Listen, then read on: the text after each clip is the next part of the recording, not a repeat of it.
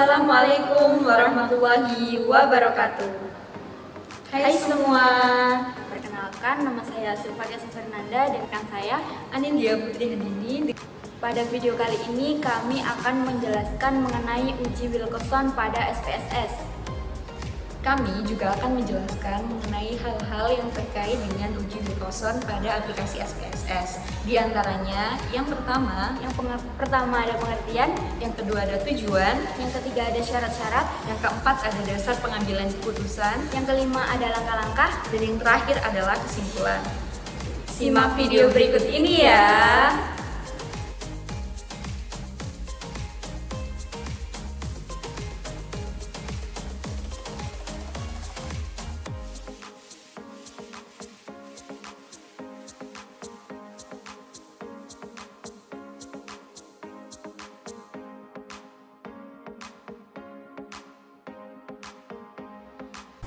Baik, langsung saja. Yang pertama kita akan membahas terlebih dahulu mengenai pengertian uji Wilcoxon.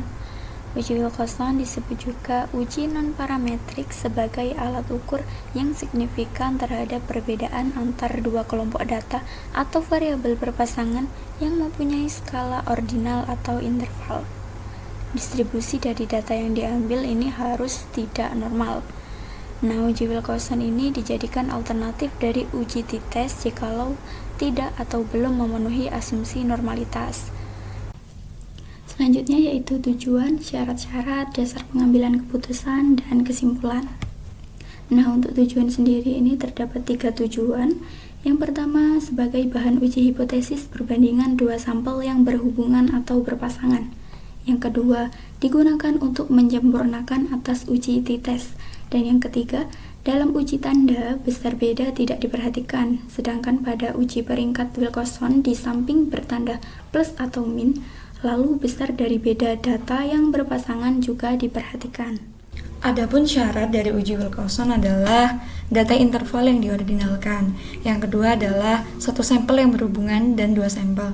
Maksudnya, uji Wilcoxon ini membutuhkan 2 data yang saling berhubungan atau berpasangan, namun 2 data tersebut dapat dibedakan. Yang selanjutnya adalah dasar pengambilan keputusan dari uji Wilcoxon. Yang pertama yaitu jika nilai asymmetric to-test lebih kecil dari 0,05, maka HA atau hipotesisnya itu akan diterima. Pun sebaliknya, jika nilai asymmetric to-test-nya lebih besar dari 0,05, maka HA atau hipotesisnya akan ditolak. Nah, tadi kan kita sudah mempelajari sedikit mengenai uji Wilcoxon, mulai dari pengertian, tujuan, syarat-syarat, dan dasar pengambilan keputusan. Nah, untuk selanjutnya ini adalah langkah-langkah melakukan uji Wilcoxon pada aplikasi SPSS.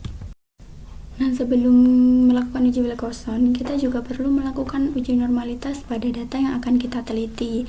Nah, tujuannya itu agar data yang akan kita teliti itu sudah sesuai dengan syarat yang telah ditentukan, yaitu menggunakan data yang tidak normal. Nah, berikut ini merupakan langkah-langkah untuk menguji normalitas pada aplikasi SPSS. Berikut ini merupakan data nilai pretest dan posttest mata pelajaran prakarya yang akan diuji Wilcoxon pada aplikasi SPSS. Nah, untuk datanya ini kita siapkan dalam bentuk Excel. Langkah yang kedua yaitu menginput 2 variabel pada aplikasi SPSS dengan cara klik variable view yang terletak di samping data view. Lalu untuk kolom name diisikan pretest, type diisikan numeric, width diisikan 8, desimal diisikan 0, label diisikan pretest, value diisikan none, missing diisikan none, columns diisikan 8, align diisikan right. Nah, lakukan langkah yang sama pada variabel posttest juga. Untuk langkah yang ketiga yaitu memasukkan data Excel yang sudah kita siapkan ke dalam SPSS. Nah, untuk caranya pilih data view, lalu copy atau salin data dari Excel ke dalam SPSS. Nah, pada tampilan di layar ini merupakan tampilan ketika kita sudah menyalin data dari Excel tadi ke dalam SPSS, maka akan muncul tampilan seperti pada di layar. Nah, untuk langkah selanjutnya itu kita akan menyimpan data pada komputer. Caranya itu dengan klik menu save. Setelah kita menyimpan data pada SPSS, langkah yang kelima yaitu menguji normalitas data. Nah, untuk caranya sendiri, yang pertama itu kita pilih menu Analyze, lalu akan muncul beberapa pilihan. Kita pilih General Linear Model, lalu akan muncul lagi beberapa pilihan. Kita pilih Repeat Measures. Nah, setelah kita klik Repeat Measures, maka akan muncul tampilan seperti pada di layar. Nah, untuk langkah selanjutnya itu kita ketik waktu pada kolom factor name, lalu pada kolom number of levels kita ketikkan 2. Setelah itu klik Add. Setelah kita klik Add, maka akan muncul tampilan seperti pada di layar saat ini. Nah, ketika kita sudah mendapati tampilan seperti di layar, maka untuk langkah selanjutnya yaitu kita klik menu Define. Nah, setelah kita klik menu Define, maka langkah selanjutnya yaitu kita pindahkan posisi variabel pretest dan posttest ke kolom Win Subject Variables dengan cara klik tanda panah, lalu klik menu Save, lalu klik menu Plot.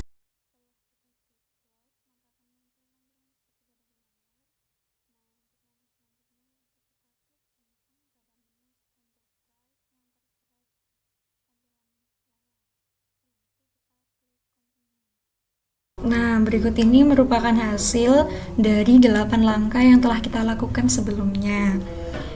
Ini merupakan output atau hasil yang ditunjukkan. Namun, pada tahap ini belum menunjukkan uji normalitas data kita. Jadi, hasil atau output ini dapat kita abaikan dan melanjutkan langkah yang selanjutnya dengan cara kita kembali ke halaman utama SPSS. Nah, ini dia teman-teman, tampilan ketika kita kembali pada menu utama. Ada yang berubah bukan? Yang tadinya hanya ada 2 tabel, yaitu pretest dan posttest, lalu ada tambahan 2 tabel lagi setelah langkah-langkah yang telah kita lakukan. Baik, selanjutnya kita pilih Analyze. Kemudian akan muncul beberapa pilihan, yaitu kita pilih Descriptive Statistic. Selanjutnya kita pilih Explore. Nah, teman-teman, ini merupakan hasil atau tampilan dari kita klik tombol Explore. Selanjutnya kita pindahkan Standardize ke kolom sebelah kanannya dengan kita klik tombol panah yang ada di tengah. Setelah itu kita klik menu Plots. Nah, berikut tampilannya setelah kita tadi klik menu Plots. Langkah yang selanjutnya adalah kita pastikan pada kolom Descriptives, kita pastikan Steam on Leaf-nya itu tercentang. Kemudian kita centang juga Normality of Test ini, dan selanjutnya kita klik Continue. Nah, berikut merupakan hasil dari uji normalitas yang kita lakukan. Untuk membaca output atau hasil dari uji normalitas adalah sebagai berikut. Kita lihat kolom SIG pada tabel paling kanan. Yang atas menunjukkan nilai 0,077 dan yang bawah adalah 0,029. Jadi, satu datanya yang pretest itu normal, sedangkan yang posttest yaitu tidak normal. Sehingga data ini dapat digunakan untuk uji Wilcoxon pada aplikasi SPSS. Nah, setelah kita mengetahui uji normalitas data kita, langsung saja kita menuju ke tes Wilcoxon-nya. Untuk langkah-langkahnya seperti ini, teman-teman.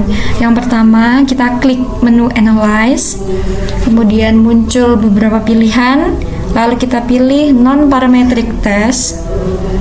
Selanjutnya kita pilih Legacy Dialogs, dan selanjutnya kita pilih Two Related Samples. Nah, setelah kita pilih Two Related Samples, maka akan muncul tampilan seperti pada di layar. Nah, untuk langkah selanjutnya yaitu kita pindahkan Standardized Residual ke kolom Test Pairs dengan cara klik tanda panah dan perhatikan tanda centang pada menu Wilcoxon yang tertera pada kolom Test Type. Untuk selanjutnya klik OK. Nah teman-teman, ini merupakan hasil dari uji Wilcoxon yang telah kita lakukan.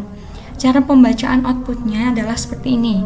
Di dalam ranks itu ada negatif ranks, dan ada n, ada min rank, ada sum of ranks.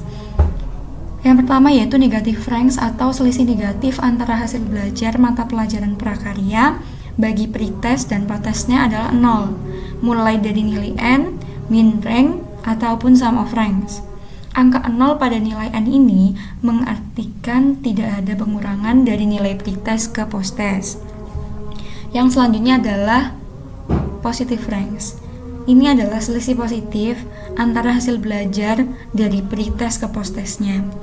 Di sini menunjukkan angka 16 yang berarti ada 16 siswa yang mengalami peningkatan nilainya dari pretest ke posttestnya.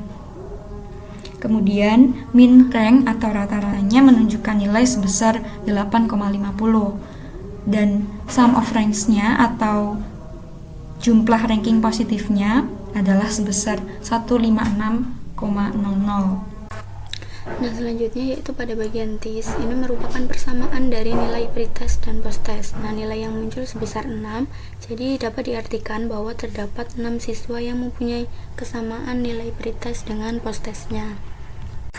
Selanjutnya ini adalah uji hipotesis Wilcoxon. Nah, uji hipotesis jenis ini menggunakan output dari SPSS yang kedua, yaitu yang berbentuk tes statistik seperti yang tertera pada di layar saat ini. Nah, pada tahap ini diperlukan dasar pengambilan keputusan yang dijadikan pedoman dalam melakukan uji Wilcoxon. Dasar pengambilan keputusan sendiri terdapat dua. Yang pertama yaitu apabila nilai asymmetric to tail menunjukkan lebih kecil dari 0,05, maka HA atau hipotesis bisa diterima.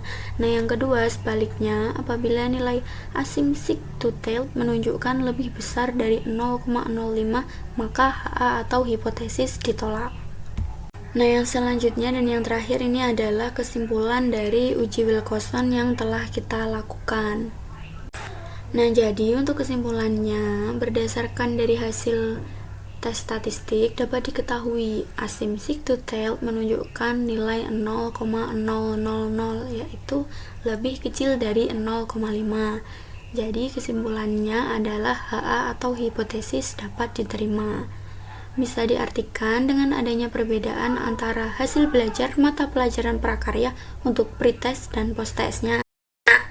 Kesimpulannya, terdapat pengaruh pelaksanaan metode pembelajaran terhadap hasil belajar prakarya. Nah, jadi kita sudah tahu ya mengenai langkah-langkah untuk melakukan uji Wilcoxon pada aplikasi SPSS dengan benar. Terima kasih bagi semuanya yang sudah menyimak video ini sampai selesai. Sampai jumpa lagi pada tutorial selanjutnya.